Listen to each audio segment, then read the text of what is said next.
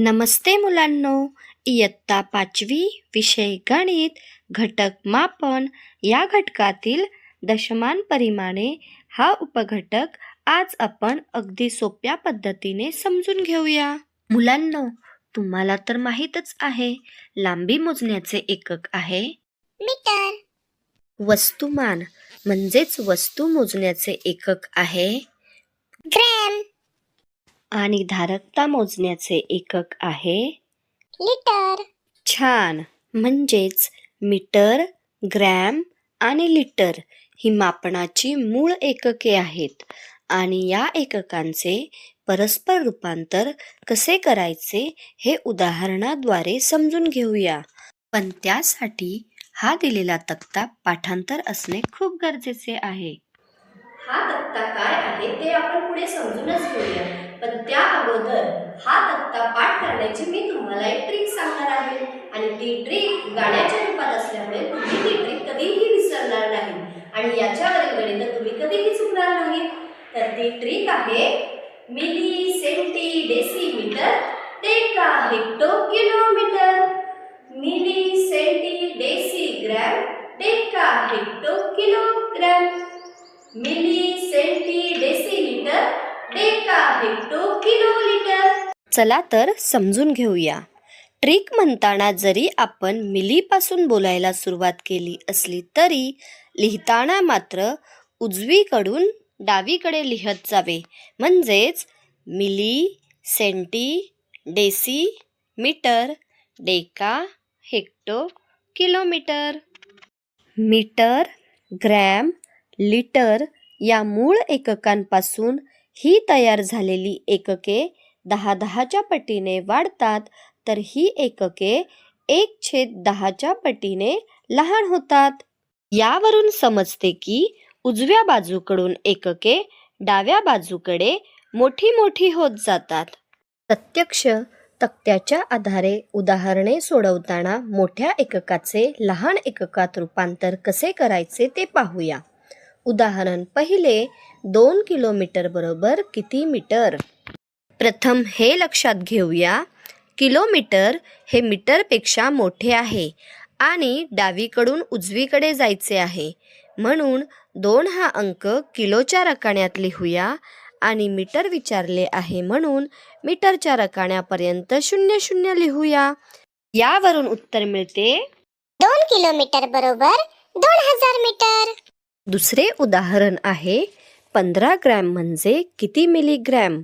या ठिकाणी ग्रॅमकडून मिलीग्रॅमकडे जायचे आहे, म्हणजेच डावीकडून उजवीकडेच जायचे आहे.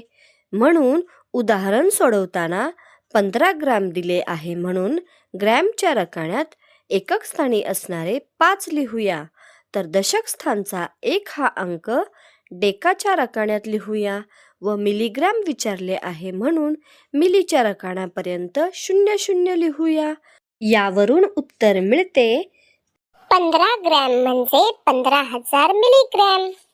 आता लहान एककांचे रूपांतर मोठ्या एककामध्ये कसे होते ते पाहूया.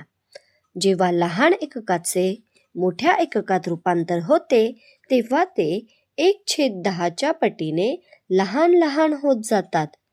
पहिले उदाहरण आहे 6 सेंटीमीटर बरोबर किती हेक्टोमीटर?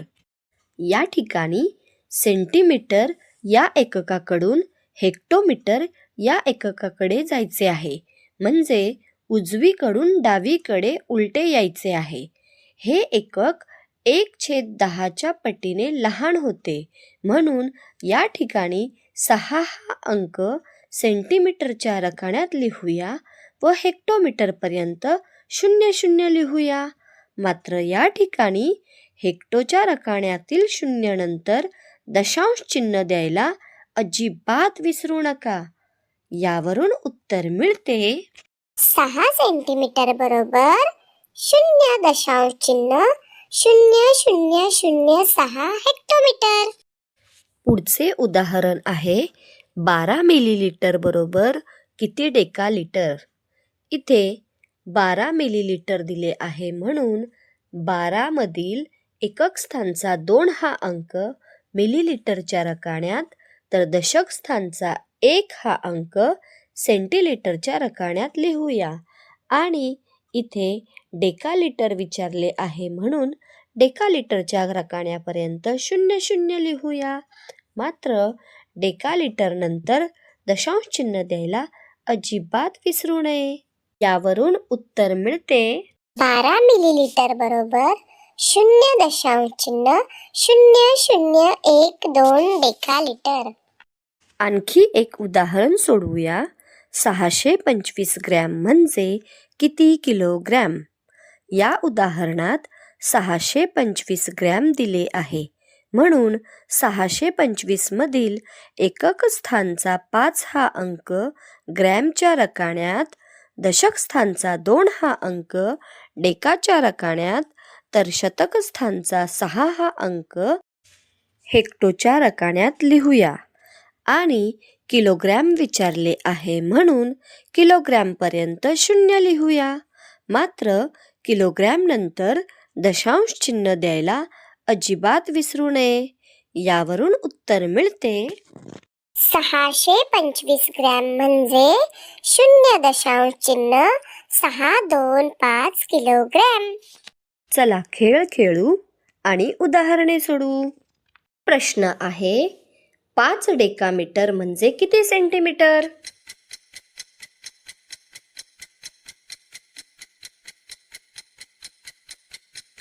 आणि बरोबर उत्तर आहे पर्याय क्रमांक 3, 5000. पुढचा प्रश्न आहे 15 ग्रॅम म्हणजे किती किलोग्रॅम?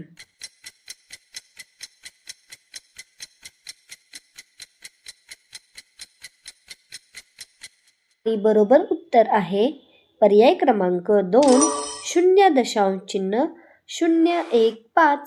शेवटचा प्रश्न 5 हेक्टोमीटर म्हणजे किती सेंटीमीटर?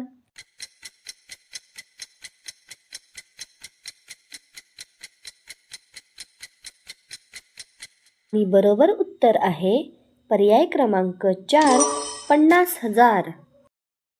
अशा रीतीने दशमान परिमाणांचे एकमेकांमध्ये रूपांतर कसे करायचे हे तुम्हाला समजलेच असेल.